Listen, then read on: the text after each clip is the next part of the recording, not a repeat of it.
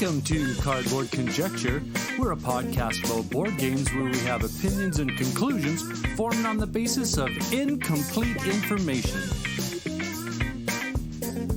This episode of Cardboard Conjecture is brought to you by these great Saskatoon businesses: Amazing Stories Comics on 8th Street, Dragon's Den Games on 8th Street, and Breakout Escape Rooms on Faithful Avenue.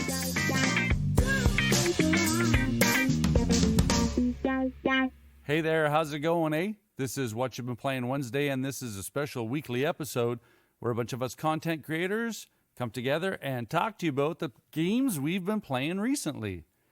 And on this episode are that Tabletop Bellhop, the Meeple Dungeon, Meeple and the Moose, Board on the Air, MistaRau Rants and Reviews, Mozart Games, Dice and Dragons, and Cardboard Conjecture. And as always, please check out the show notes to the links to the What You've Been Playing Wednesday cast. Sit back and enjoy.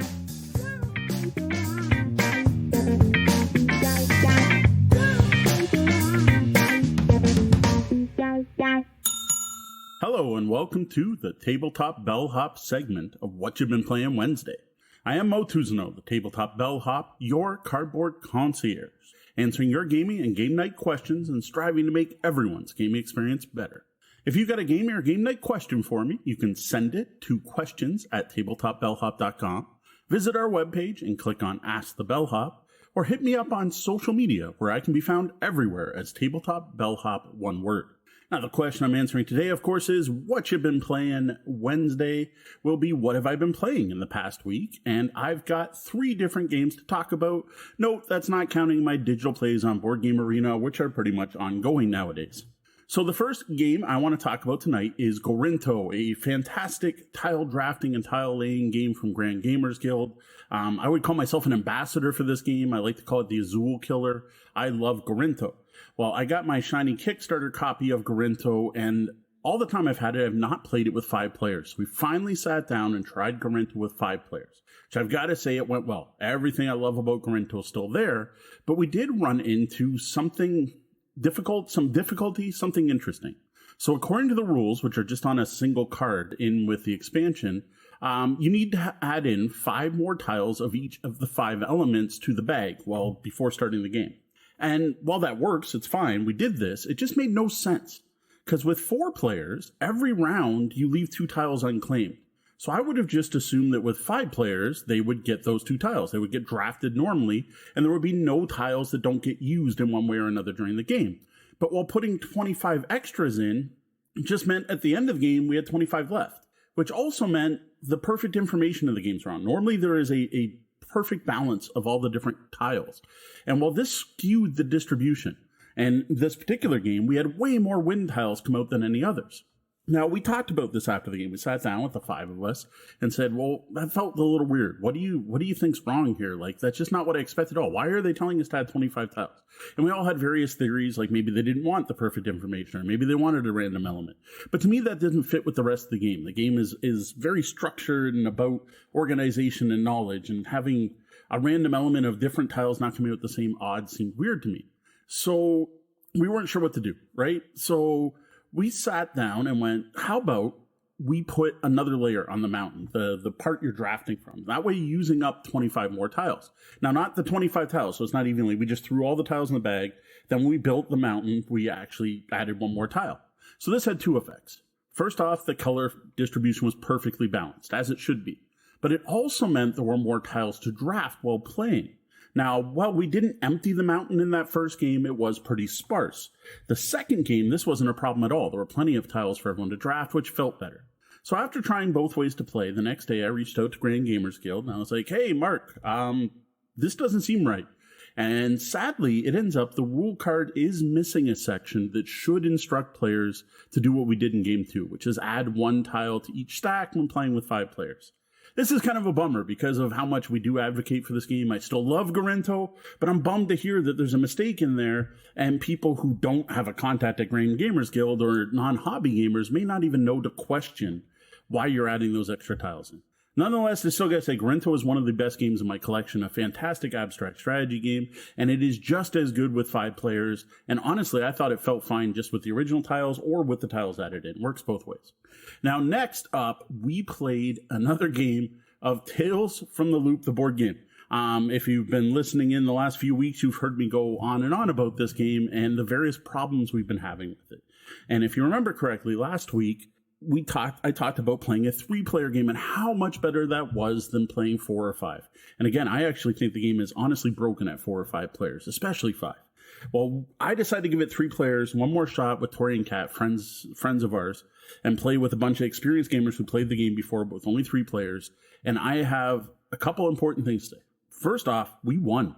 We actually won one of the scenarios, so they are definitely not unwinnable. We actually won pretty handily. Second, to do so, we hacked a robot and rode it. So those were things that seemed nigh impossible with 4 or 5 players, and we managed to do both. We won the game, we hacked a robot successfully, and used the ride a robot action. So I was really pleased to see the game work. Of the 2 people who played with us, Tori and Kat, were there for our first terrible experience where we tried multiple times and we're trying to figure the game out and Googling rule fixes and contacting the designer and trying to figure this game out. Well, I think I finally sold them on how this game could be cool. And I feel really bad that we didn't start at 3 players. Like if we hadn't had that 4 to 5 player experience, we wouldn't have soured on the game already. Now, Tori, one of the players, is still done with the game. He's played it enough. He's glad he got to try it 3 player, and he's glad he got to finish it. Now, the scenario we played is the passenger, so here's another heads up for new players. I do recommend playing the passenger. The passenger was significantly easier than bottom muck, which is the scenario the game recommends. So start with the passenger or the light fantastic. Both of those are better intros. And if you're going to play Tales from the Loop, the board game, the setting's fantastic. The rest of it's great, but stick to 3 players maximum. Now, for a whole bunch more on Tales from the Loop, the board game, we are going to be reviewing it on tonight's live show. So if you join us at twitch.tv/Tabletop Bellhop, you can hear my final thoughts from good to bad on Tales from the Loop, the board game tonight, 9 p.m. Eastern on Twitch. Now, the final game I got to the table is Founders of Teotihuacan. Now, I talked a bit about this last week, but we had only played 2 players. This time we sat down with a 3-player? No, we did a full 4-player game. We had set up a 3-player game, then my wife was available. We played a full 4-player game of Founders of Teotihuacan, and I've got to say I'm impressed. Having played the game twice does help. There's definitely a learning curve. If you do play this game, I'd strongly recommend, if you're so-so on it, definitely give it a second try. There was very different gameplay when we played the second time. One of the things I will point out is we did play extreme the first time. That is one of the Bellhop's rules. Your first play of any game is going to be extreme, whether you know it or not. You're going to mess something up. Well, we did. We had an issue where Deanna at the beginning of the game had scored one of the masks. Well, it ends up your starting tiles when you place them can't cover any masks. Pretty simple rule. It's easy to miss, even though it's in the rule book multiple times. I'm just going to claim it was easy to miss because we missed it. So yeah, make sure you don't make that mistake. This one's coming soon. We were looking at a pre-production copy. This is a lighter version of Teo. It's a simpler version. It's not quite the same game. But it's got a lot of the same themes. But it's a nice, meaty tile-laying Euro that plays in about an hour. And I got to say, that's a nice sweet spot. This is one I wish local gaming events had started off so I could show it off, because I think some of the local gamers are going to love this. Now, I still got to play this a few more times before I share my final thoughts, which you'll be able to find on our blog and on YouTube eventually. So that's it for my physical gameplays this week. I do want to hear what everyone else has been playing. Personally, I've been really swamped with an Amazon sale. There's a big buy two, get one free going on, and I've been sharing deals all day. So I'm looking forward to see what other gaming got in, because I didn't get in nearly as much as I'd hoped. Now, before I go, I do want to remind you to visit tabletopbellhop.com. Join us on Wednesdays on Twitch at 9 p.m. Eastern, where we record the Tabletop Bellhop Gaming Podcast, which you can, of course, find on your podcatcher of choice if you can't join us live. Also, we tend to hang out on YouTube at 1 p.m. on Sundays and invite you to join us for brunch if we do happen to go live. For the Tabletop Bellhop Gaming Podcast, I am Moe T, the Tabletop Bellhop. Good day, and game on.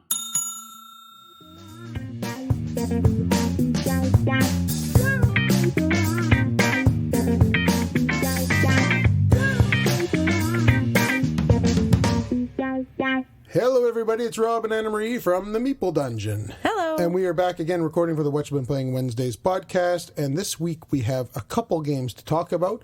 We attended KaDooCon here in Kelowna this past weekend, which was a gaming gathering put on by our friend Chris Kadoo here in Kelowna.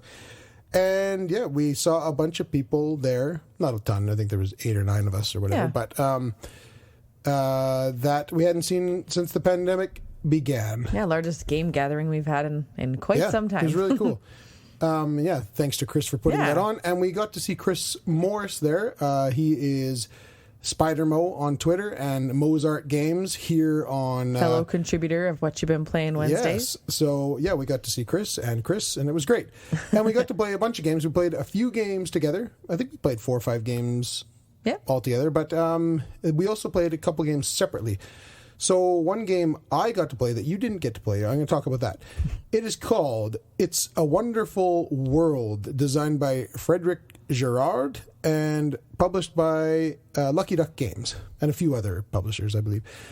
So this one is an interesting one. I'd seen it around for a long, long time. And I'd always been curious what it was and what it's about. And so I got to play it. And it's what this game is kind of a deck building, drafting, resource management game. And it's quite quick. It's only 4 rounds.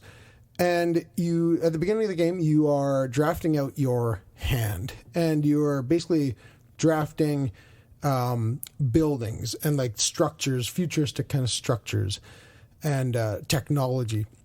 And you're going to be drafting out a hand of 7 cards, and you're going to be passing them around the table, getting, pass and draft kind of thing. And then you're going to have a starting set of resources on your player board. And of those cards in your hand, you are going to spend your resources to try and build some of them. Because at the beginning of the next round, you're going to gain the resources from the cards that you were able to build.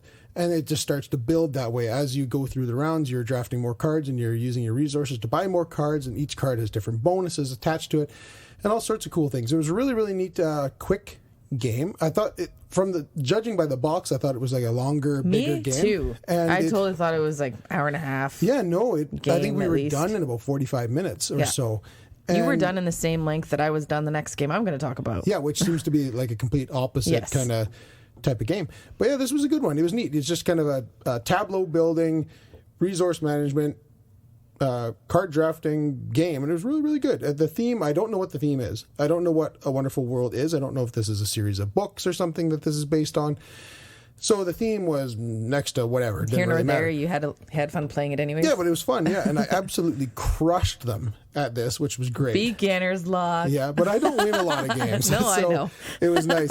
I think I had 70-something points, and the second place had like 30 or something. And I would say you didn't used to win a lot of games. You are starting to win more. But I used to be horrible. I used to have like the worst winning record ever. But no, this one was fun.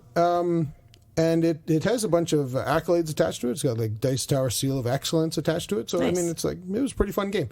I enjoyed it. I liked it particularly because of how quick it was. Yeah. And because it just seemed like a longer game, and it wasn't. So, yeah, I really enjoyed it. And yeah, so It's a Wonderful World from Lucky Duck Games. What did you play, Anna Marie? I played Scout, designed by Kai Kajino, art by Ri Komatsuzaki and Jun Sasaki, and it's published by Oink Games. So one of those big Oink games in a little box games. Mm-hmm. And I had seen this one a ton, and I always intrigued by them because I quite enjoy Oink Games. And this one is no different. I loved it. Very neat. So it had some neat mechanics in it. So you get we were playing with 4 people. You deal the cards out evenly, so you deal the deck out, and you've got everybody looks at their cards, but you can't change the order in which you get them. So you pick up your cards, they stay as is. Oh yeah, I like that. I like that mechanic. Yeah. So you get dealt your hand, and as it is how it is. Yeah. But isn't that one you can either flip it upside down, left or right, or whatever? Yeah. So you basically you look at your cards and you see how they play out. Yep. Then you can flip your deck around because there will be a different number on the top of the card versus the bottom of the card. Right. So when Yes. you turn it around, you're going to have a completely different array of cards. And to start the game, start the round, you get to choose Whether it's which you what want to. side Yeah, up. if you want to play the top or the bottom, whichever Very one. cool. I like that Oh a yeah, lot. it was so neat. And then, so once everybody's decided how they're going to play, which way, then the starting player is going to lay down a card. Now they're either going to lay down a single, a double, like any kind of set, 2, 3, 4, whatever, or a run. And a run in this case could be 2, like a 1-2 or a 5-6. And you can just pull these from anywhere in your hand? They have to be together. Like in your hand, you'd have to have 2 twos side by side. Side by side. Oh, okay. Yeah, they All can't right. be separated by anything. Okay.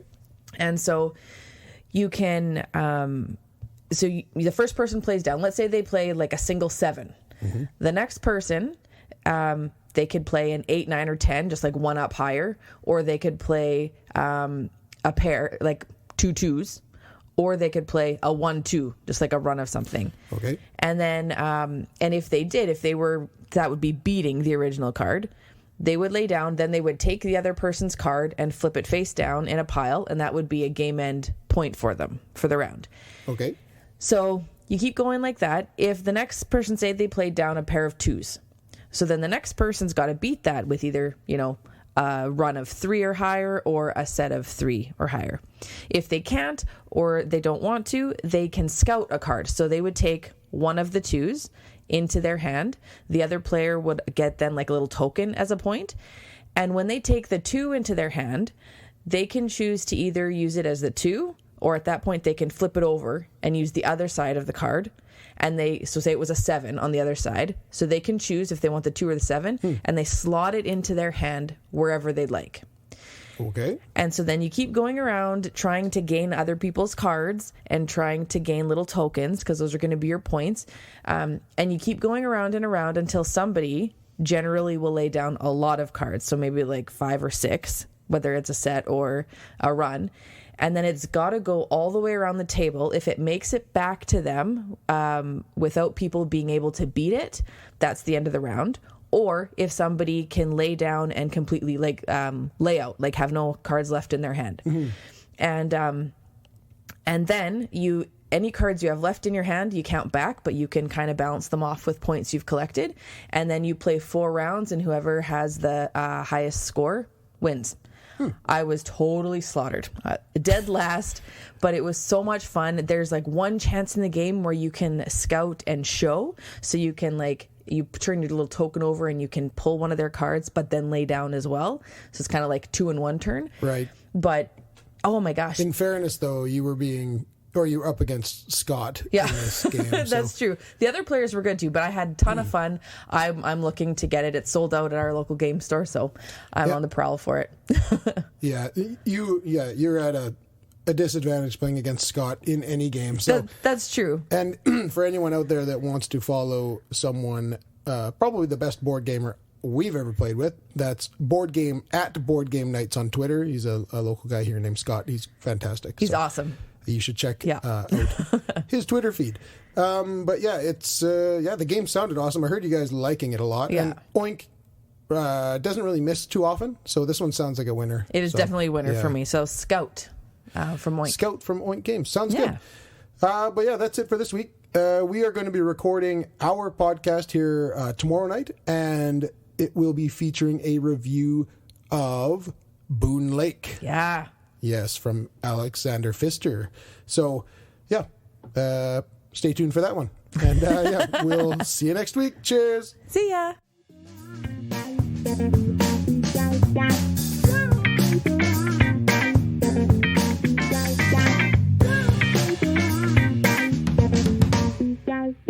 Hello, my name is Alex McKenzie. I write board game reviews over at MeepleandtheMoose.com. And I'm here to talk about the games I played this week for What You've Been Playing Wednesday. The first game I played this week was Crokinole. Crokinole is a classic Canadian game. I'm also perpetually surprised at how many people have a history with Crokinole. I only just recently learned that my mother-in-law used to gather at her local community center and play game after game of Crokinole during those long Saskatchewan winter nights. Crokinole is a dexterity game. The board is a large circle with several rings indicating the scoring zones. Each player will have a certain number of discs or pucks, and the goal of the game is to flick your discs and have them remain on the board by the end of the game. The board features a pocket right in the center, which is worth 20 points if you can sink your disc into the pocket. However, the trick is, if someone already has a disc on the board, you must first hit their disc. I should say, if one of your opponents has a disc on the board, you must hit one of your opponent's disc first. Actually, Norm reviewed Crokinole right here on Cardboard Conjecture just a couple episodes ago. If you want to hear his lavish praise, just dial back a couple episodes and you'll hear his thoughts. I love Crokinole. It's a classic for a reason. My group usually enjoys big economic Euro games such as Brass Birmingham, Food Chain Magnate, and Yokohama. This week, hoping for something a little bit lighter, we play Crokinole, and man, there is joy to be found in a dexterity game like this one. The competition was fierce, and the whoops of joy and groans of anguish during the good and bad shots is something that just can't be replicated in other economic Euro games. If you know anyone who has a Crokinole board, I highly suggest you have them break it out. After Crokinole, we finished off the last two games of My City by Reiner Knizia. This marks the third campaign game I've actually finished, with Lord of the Rings, Journeys to Middle-earth, and Scythe, Rise of Fenris being the other two. My City has 24 games broken into 8 chapters. Each chapter contains 3 games. Every chapter introduces new rules and mechanics that puts subtle twists on the gameplay. In general, each game of My City consists of one player flipping over a card, and everyone placing the depicted polyomino piece onto their board adjacent to at least one other piece. Each individual game of My City takes between 15 and 30 minutes, making this small tile-laying game a fast and enjoyable experience. As I said last week, the ever-changing rule set generally satisfies my need for discovery, and it's hard to imagine someone truly mastering My City to the point where they could win reliably. It also helps that by the time you reach the end of the campaign, everyone has very different boards and even different pieces available to them that could swing certain games. I'm not sure if we'll return to My City now that the campaign is over. We might, if only just to say that we played the forever version. I think now that there are no more stickers to place or goals to earn, our desire to return to My City will wane significantly. We finished off our Wednesday game night by playing The Crew, The Quest for Planet 9. It feels like almost everyone has at least one trick-taking game in their history, but very few of them have been cooperative. The Crew, The Quest for Planet 9 is a cooperative trick-taking game that is so fun and easy to play. The deck contains cards valued from 1 to 9 in 4 different suits, along with 4 trump cards of their own suit. The Crew, The Quest for Planet 9 also contains a logbook that has a 50-scenario narrative and presents players with challenges. Each game, the entire deck is dealt out to all the players. Often, a number of gold cards will be distributed to the players. Each gold card depicts a specific card from the deck, such as a yellow 8. These gold cards tell players which tricks they need to win. The Crew also limits your communication with your teammates. You are not allowed to explicitly talk about what you have in your hands or what everyone else should do. Instead, everyone has a communication token, and once per game they can take a card out of their hand and lay it face up on the table and place a communication token onto it. Where they place that communication token will indicate further information. If it's placed at the top, it means that this is the highest card of this suit in my hand. If the token is placed at the bottom, it means this is the lowest card of this suit in my hand. And if the token is placed in the center of the card, it means this is the only card of the suit in my hand. The Crew, The Quest for Planet 9 has become a fast favorite at ours, so much so that when the follow-up game, The Crew Mission Deep Sea, became available, I bought it almost instantly. I'll talk about the differences between these two games another time. The Crew, The Quest for Planet 9 became a fast favorite of ours. Easy to play, and it's amazing how much tension such a small little cooperative game can create. Restricting communication while knowing what each player has to do is quite the challenge. Everyone is holding back, trying to control the flow of the game, while silently hoping and praying that each other person is going to do what you want them to do, lest all your plans fall apart. The last game I played this week is Battlestar Galactica, the board game. I've often proclaimed that I'm a mechanics-first kind of gamer. While a theme can draw me in, it takes good gameplay and solid mechanics to keep me engaged and interested. Battlestar Galactica, the board game, by designer Corey Konecka, is one of those games that seems to buck that trend. Battlestar Galactica is a cooperative game with a hidden trader element. Throughout the game, the players will be taking actions, playing cards to pass skill checks, and debate on which risks to take all in an effort to lead the remains of humanity to their new home or die trying. BSG features hidden role cards secretly telling players if they're human or if they're a Cylon. The Cylons only win if the humans lose. Halfway through the game, all players will receive a second hidden role card, potentially turning someone who has been on the human team up until now into a Cylon. Like most co-op games, there are several ways for the humans to lose and only one way to win. I don't feel like Battlestar Galactica the board game is a particularly intriguing or interesting game on its own. Mechanically, the board is a sparse action selection mechanism, and there's a lot of luck involved. The game begins with the humans flying a fully functioning ship and then tasks them with putting out fires and covering bullet holes with duct tape, hoping to just barely crawl over the finish line. Unfortunately, when things start to go poorly, there's not a lot of opportunities for the humans to recover. What makes Battlestar Galactica work for me is the interactions with the other players. A major part of that is playing with the right people. One of the players at our table acts the fool with a loud mouth and wide grin. He's the first to cast accusations across the table. It's that dynamic, playing off each other, gaining trust, and then crushing it and reacting to each other, that makes Battlestar Galactica a joy to play. BSG won't be a game I go back to often, but it will be one of those event games that I think of fondly. And that's all I played this week. If you're interested to hear more about what I think about board games, head on over to MeepleandtheMoose.com to read my board game reviews, or follow me on Twitter at MooseMeeple. Have a great Wednesday.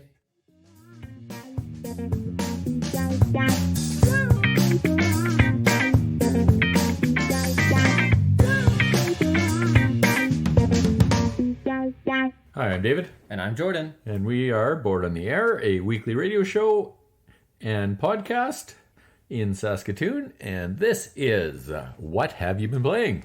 This week, we are going to talk about Coffee Traders from Capstone Games. This is a heavy Euro. Yes, it is quite heavy. Yeah.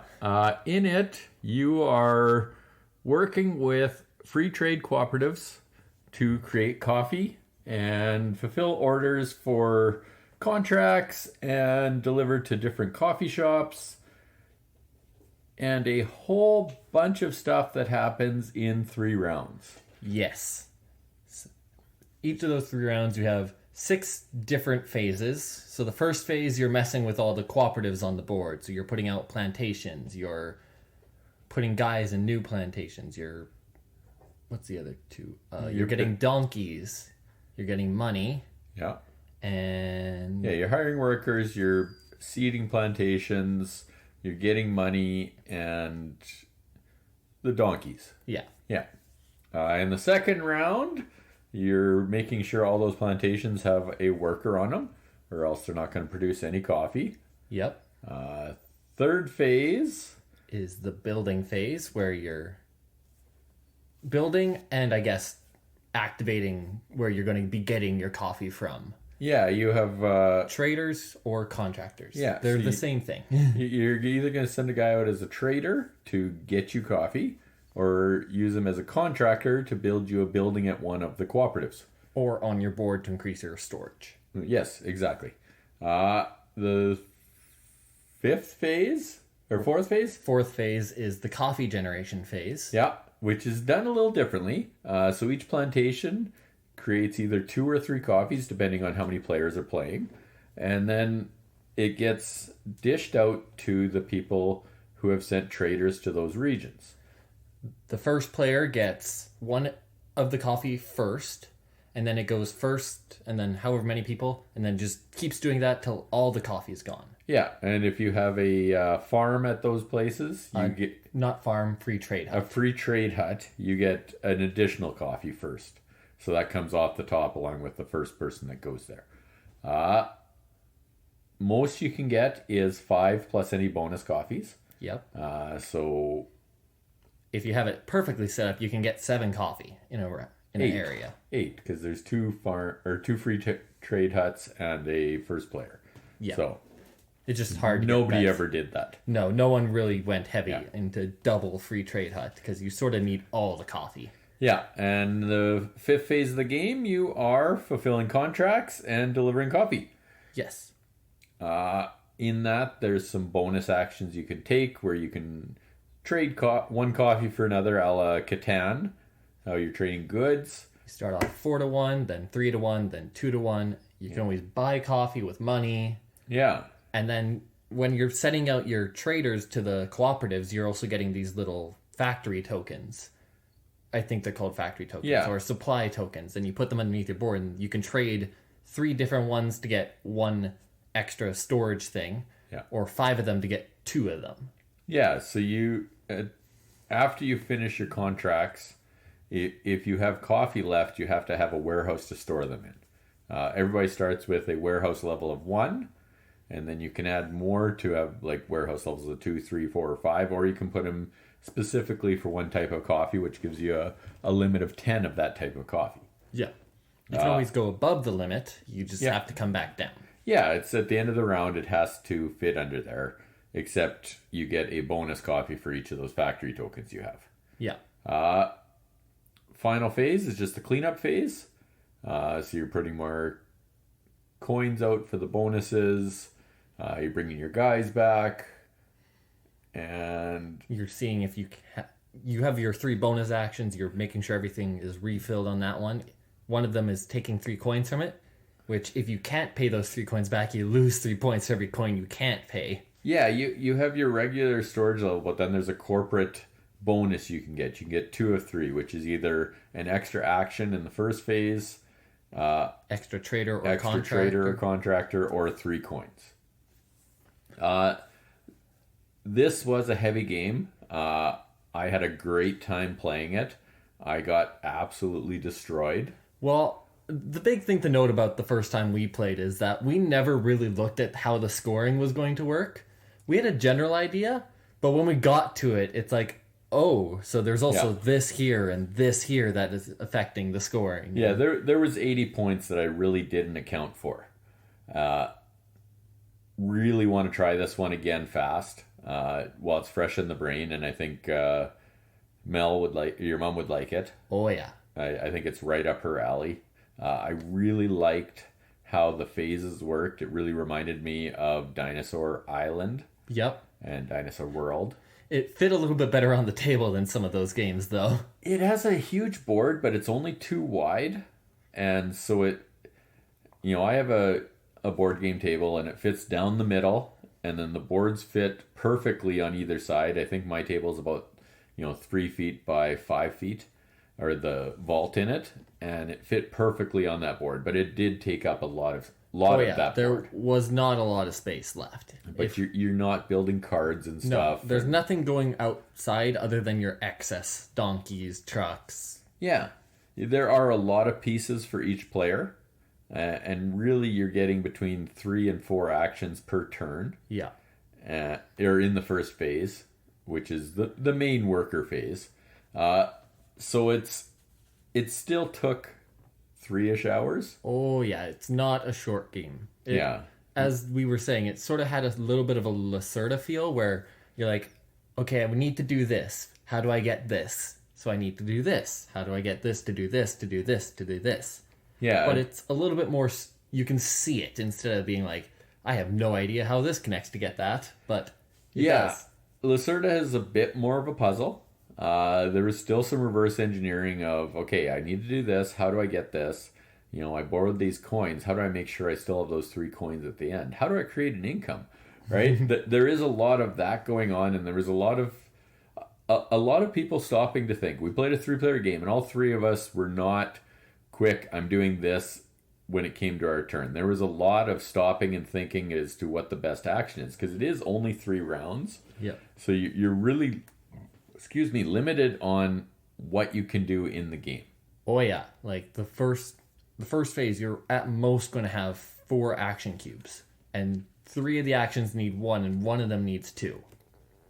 Then then at most you're going to have 5 or 6 traders in the second or third phase. Like if you get all your bonus traders out, because there's some stuff when you do stuff, you get extra traders or extra trucks and stuff.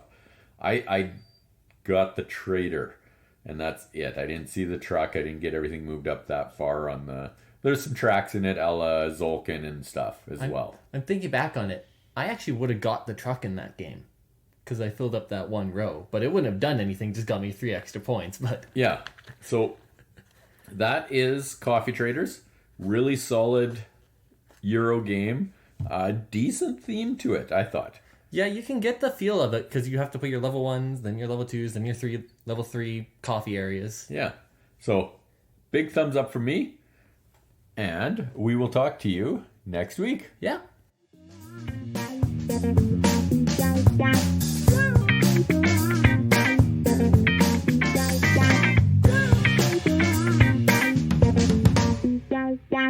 Hey folks, it's Ryan here from MistaRau's Gaming Rants and Reviews. Welcome to another week of What You've Been Playing Wednesday, where this week I'm going to be chatting about a little game called Cuphead, the fast-rolling dice game, designed by Patrick Marino, illustrated by Steven DiStefano, and published in 2021 by The Op. Cuphead and Mugman have gotten themselves into a real pickle this time. A wager with the devil went sideways, and now the brothers have no choice but to travel the Inkwell Isles collecting soul contracts for the devil himself. Elder Kettle and Miss Chalice are joining the cause as 1 to 4 players battle through 8 unique boss battles, and each battle deck is packed in a separate box and must be unlocked by defeating all the previous foes. Don't worry, Pork Rind's Emporium cards help players upgrade their weapons and abilities to prepare them for the final battles. Simultaneous, fast-paced play and unlockable content along with the performance grading system provide increasing challenges for even the most experienced players. Cuphead fast-rolling dice game is a frantic, fun for the whole family type of game, especially if you are a fan of the very difficult video game IP. And I feel that this game does a very good job in creating the feeling of the video game IP if you're familiar with it, but by all means, you don't need to know anything about the IP to enjoy this experience. Essentially, a game session will have players trying to complete a boss deck, which consists of 3, maybe more phases.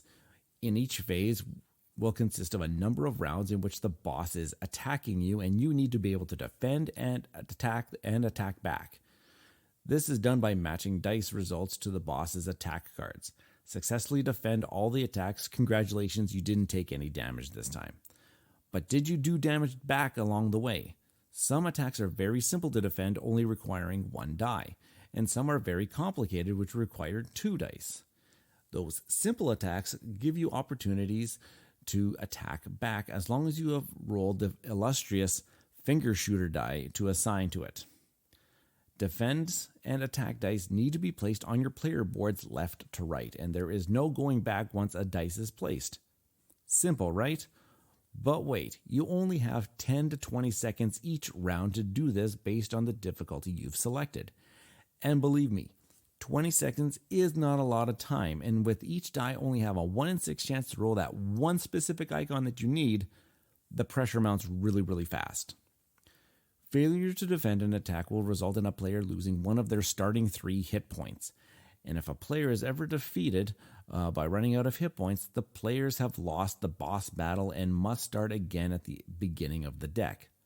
Unless, of course, someone has collected some of those parry tokens that can be used to bring players back to life with 1 hit point. Now you have to KO the boss in each phase by bringing their hit points down to 0 before they run out of attack cards. Failure to do so does still allow the players to proceed to the next phase, but the group has to collect a time token as penalty that will count against your score at the end of the boss deck. Now, if you complete all the phases of a boss deck, you knock out the boss. You get to be able to collect some coins as a reward to be able to spend on upgrading your weapons and abilities. You also get a letter grade on how well you did against the boss, and then you get to move on to the next boss deck. The game comes with 8 unique boss decks, with most of them changing the rules of the gameplay mechanics at play. We have had a lot of fun with this game, and it's very addicting. With a short play time of 15 to 20 minutes for each boss deck, a group can easily play multiple times in one session. It has quickly become one of our most played games of 2022 so far, and we've only had it for just over a week. The campaign-esque nature of beating the bosses in order does feel like we're playing through a video game, and being able to unlock and upgrade our weapons along the way makes for some fun conversations of, when are we going to play again, Dad? With that being said, we have finished all of the boss decks, but are now going back to play the earlier bosses with our newly purchased gear to see if any combinations will help us achieve our ultimate goal of getting an A on every boss. And that's what I've been playing lately. Be sure to check out my full overview, thoughts, and review of Cuphead, the fast-rolling dice game, over on my brand new YouTube channel. Just search up MistaRau's Gaming Rants and Reviews. Also, if you'd like, follow my gaming adventures on Twitter. Just search up at MistaRau643. That's MistaRau643. Well, enjoy the rest of the show, folks, and remember to game on.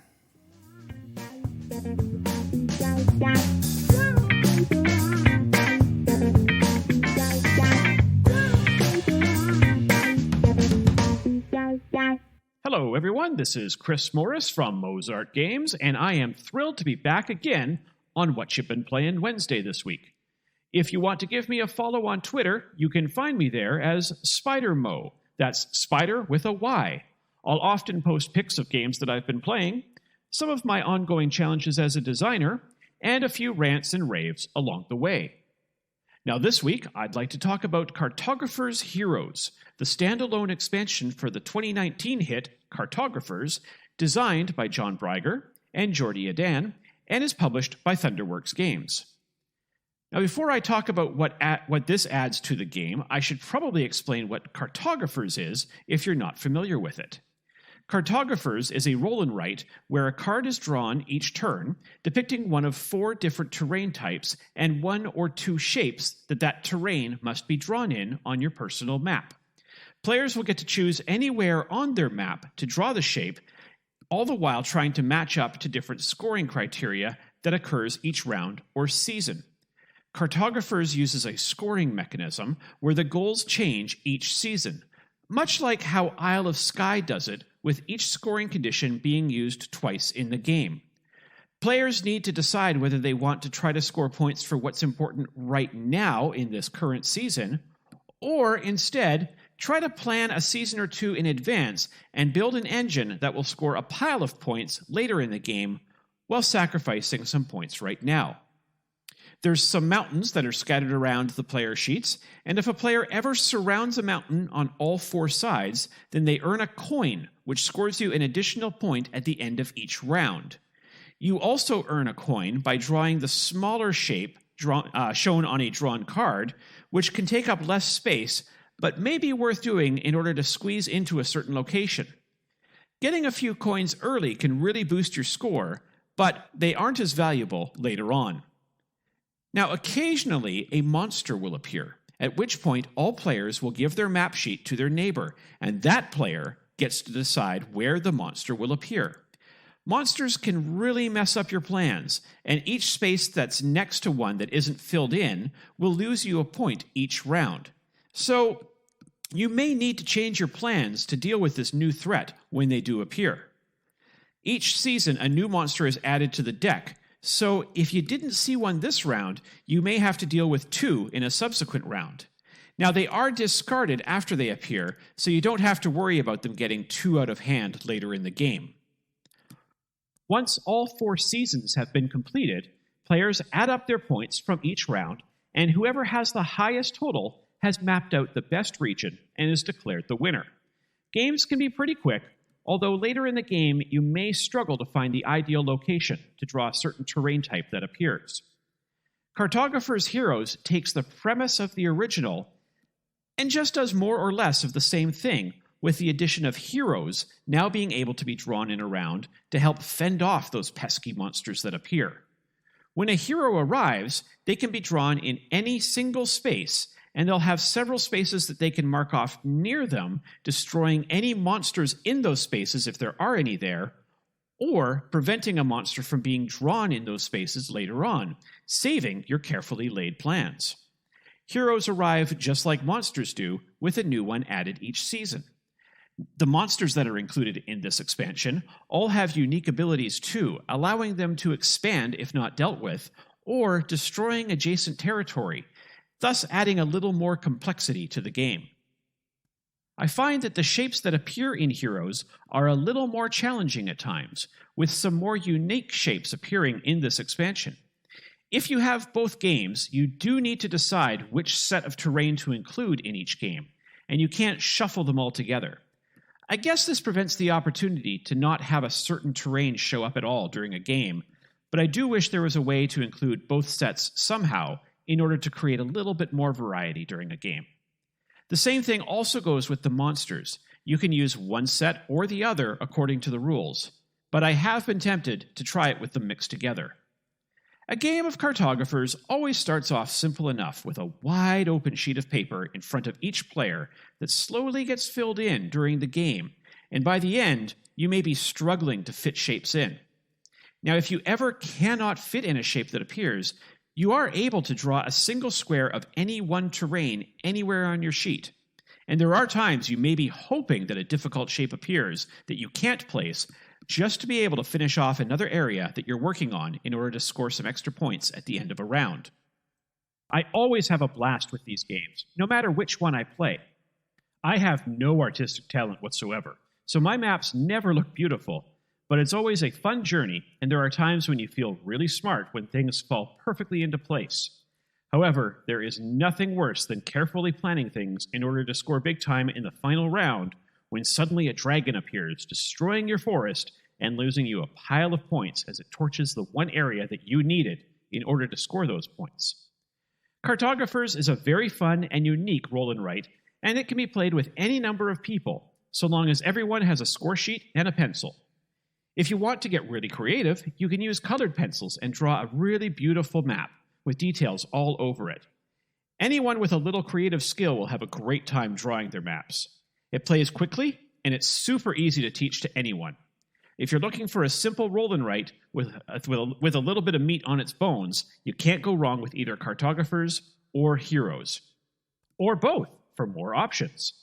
Once again, I'm Chris Morris, and may all of your dice rolls be critical successes.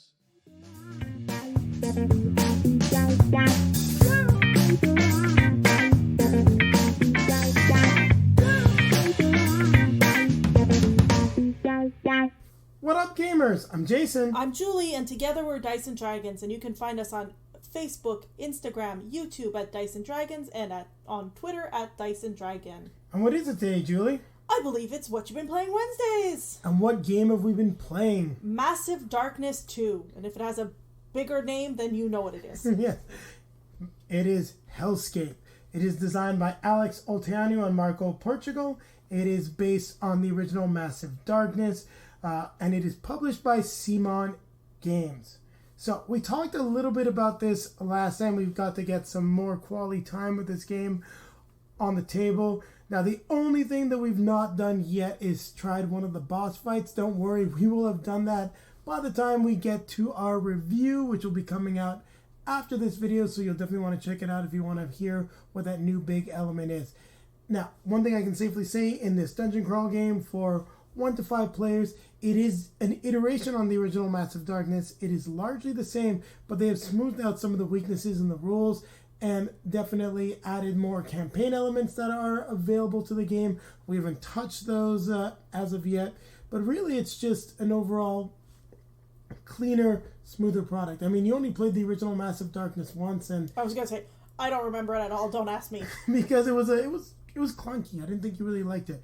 I played it originally with Sammy G, and we had fun with it, but it's been sitting on the shelf for quite a long time unplayed. Yeah, so, I mean, we played this, we played the tutorial 3 players, and it was very easy. And then we played a couple of missions 2 players, and it was still very easy, but surprisingly quick, and not necessarily in a bad way. I think what not annoyed me, what was a little disappointing for me, was how easy it was. And I think we play a lot of cooperative games, a lot of dungeon crawls. We want a little bit more of a challenge. So we tried it 4 players. Yeah, and the one thing I will say is that I'm not entirely sure that the game would be overly easy at 2 players, depending on the classes that you're playing. I mean, you did very well with the rogue, but I think one thing that made it very easy, and I'd say the same thing with you got to play the wizard at this point. I haven't as of yet, this time of recording. But the ranger and the wizard from far away can decimate entire groups of enemies in one shot at 2 players. And I think that's really the big problem where it becomes imbalanced, because you're just like, boom, boom, dead, dead. And it really doesn't benefit the game in a positive way. Now, potentially the Rogue and the Paladin might have a little bit more challenge with that. Potentially the Berserker as well. So I think just if you're playing 2 players, you don't want it to be too easy, pick your classes accordingly. Well, the thing is with the Berserkers, it can be a lot of fun if you're taking damage, and I had some good ways to give myself damage in a way with some of the skills and some of the weapons that I had. You need your rage.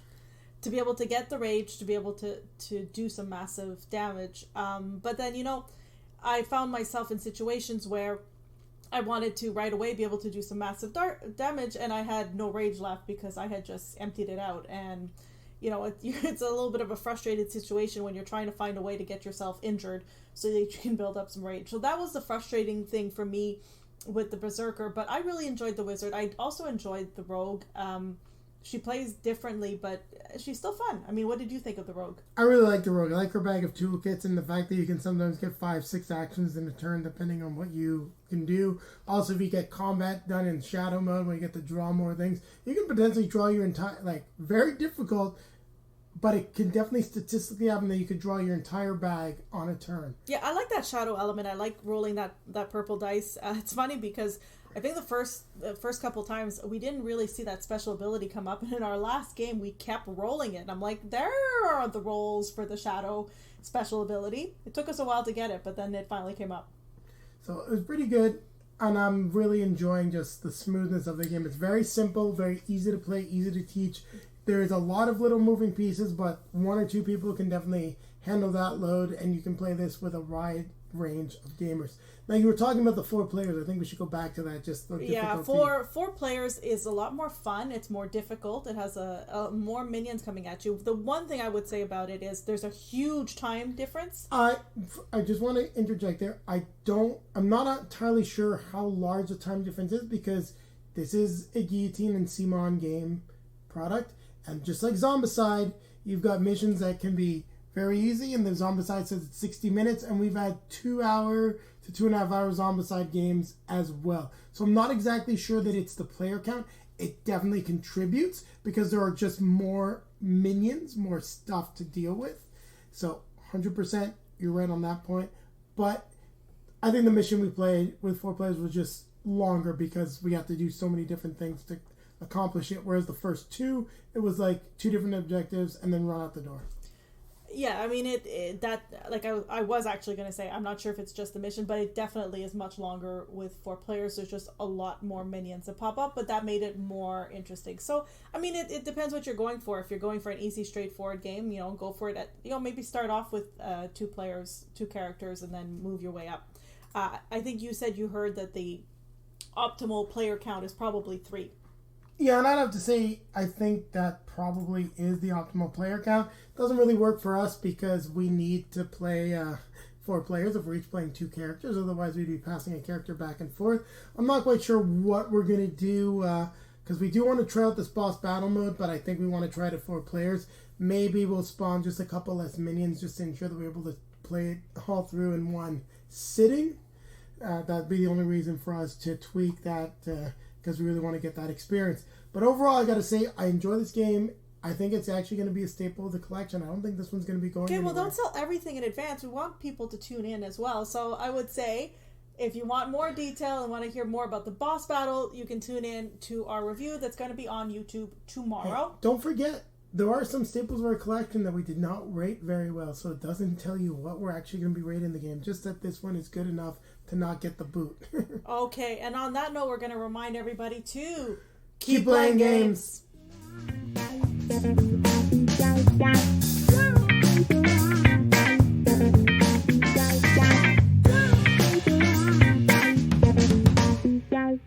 Hey, Norm here from the Cardboard Conjecture podcast and Bridge City Board Gamers here in Saskatoon. And before I talk about what I have been playing on, before I talk about what I've been playing, I don't know if that's good grammar, let's see what the Bridge City Board Gamers community here in Saskatoon has been playing. And Ash says, Saboteur, and Shadows over Camelot. Two fantastic, I don't know if it is the S series that you're playing, but well done. Shadows over Camelot, Days of Wonder, so right away, excellent production quality, and probably, for me at least, the first Hidden Trader game that I played very successfully. Scott, approaching the ends of both our Marvel Champions and D&D campaigns. Excellent. Both based in heroes. Gotta like it. Gotta like it very much. Jeff, let's see what Jeff has here. My Farm Shop, Bitoku, Barron Park, Marvel Champions, Origins, First Contacts, I believe, the Isle of Cats, and the Quacks of Quedlinburg. Wow. Very busy indeed. I haven't played Barron Park. I was going to pick that game up the other day. It's one of those polyomino kind of spatial relationship kind of games, and it's designed by Philip Walker Harding, who is such a great designer in that light to medium range. It's just enough for your brain to be happy, and not so much rule set that the teach is part of the whole process. So yeah, great. Those are great games. Jonathan played Libertalia, Winds of Galecrest in Karuba. And I think Winds of Galecrest is the new edition by Stonemaier. And of course, Stonemaier, you can't argue the quality, the component quality.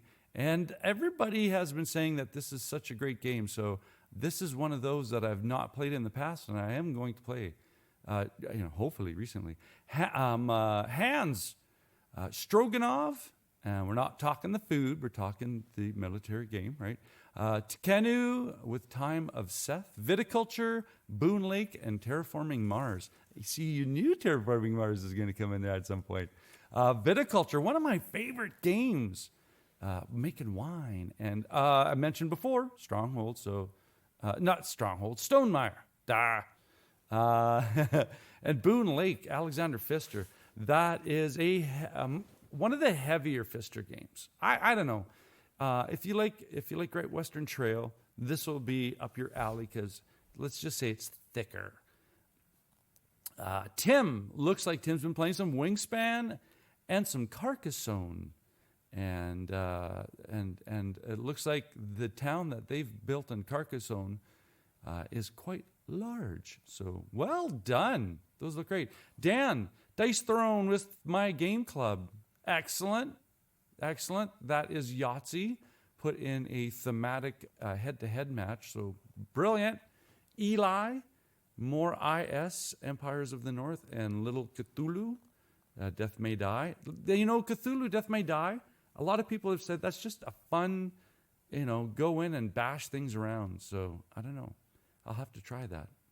Patrick, sadly nothing since mandates and masks have been removed and won't game with anyone I don't know if they don't use a mask. Hear, hear.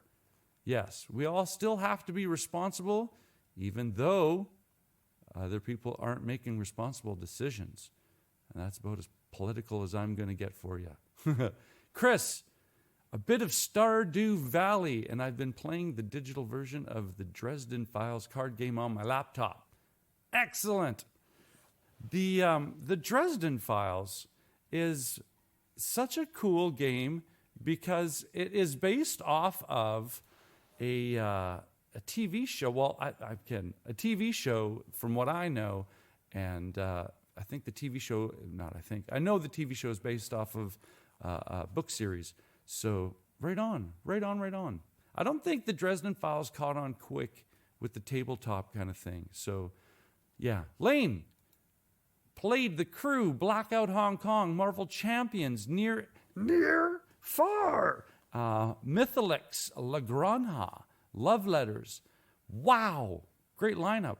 I love La Granja, and it's such a fantastic game.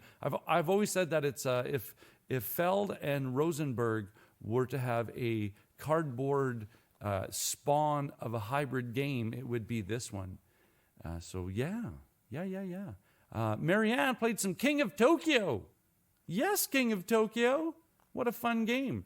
Again, I think it's that Yahtzee mechanism with a one versus many kind of thing. And what's brilliant about that is it's kaiju, smash them up, and it's fast. So that's great.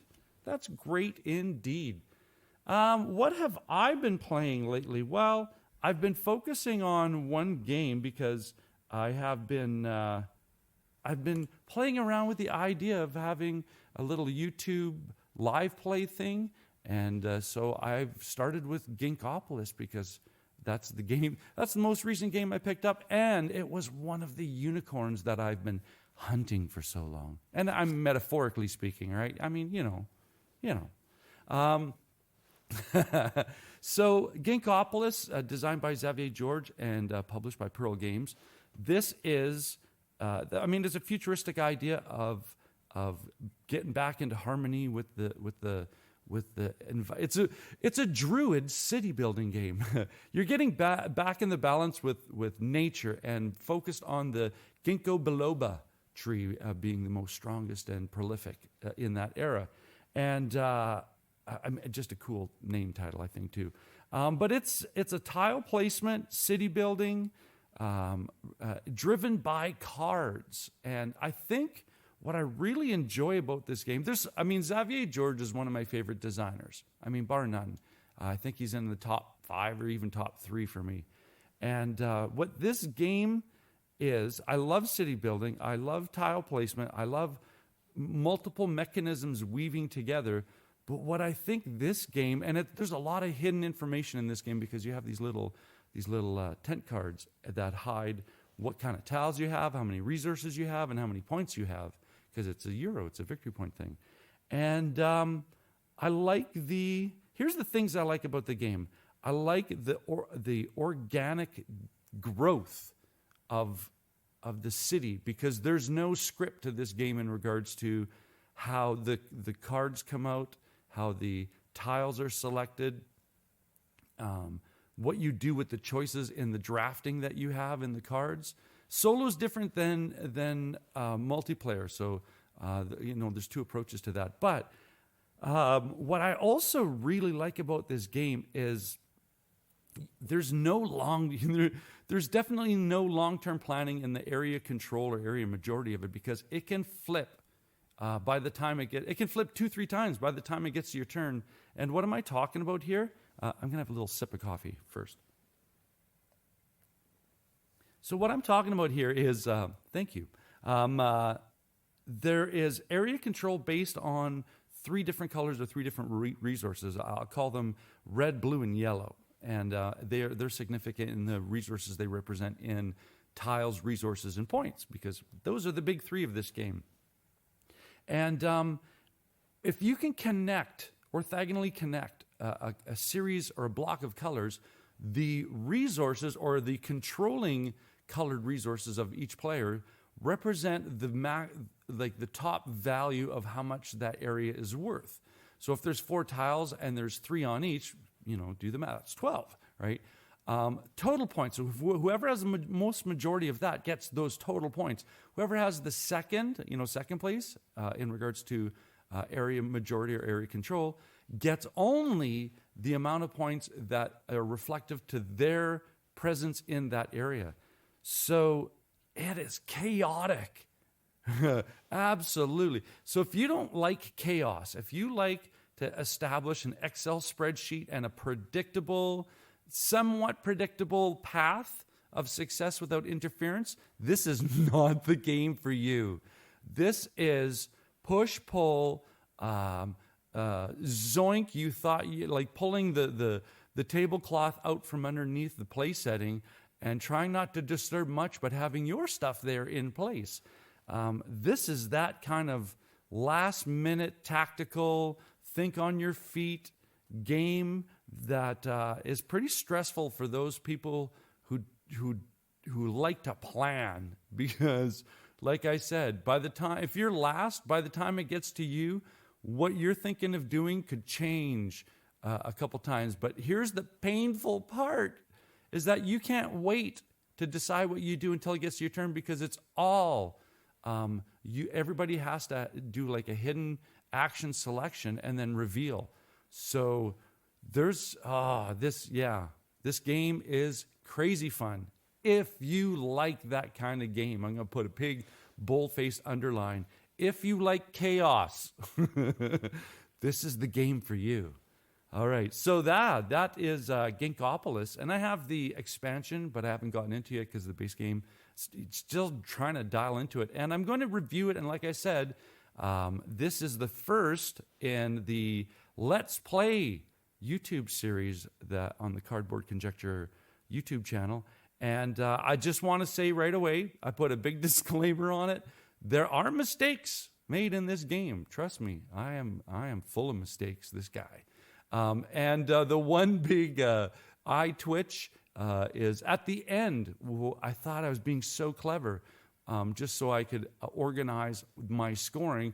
I took the resources off of the areas as I was scoring before I checked the cards for end game scoring conditions. And some of them say, if you have a single resource on this color, you get a point. So I kind of messed that up. But bottom line, as I declared, the AI beat me up, which is good, because if I have a really good win percentage in a solo game, it's not challenging me enough. So this is so far a really good challenge for the chaos part of my brain, and that's probably 95% of my brain.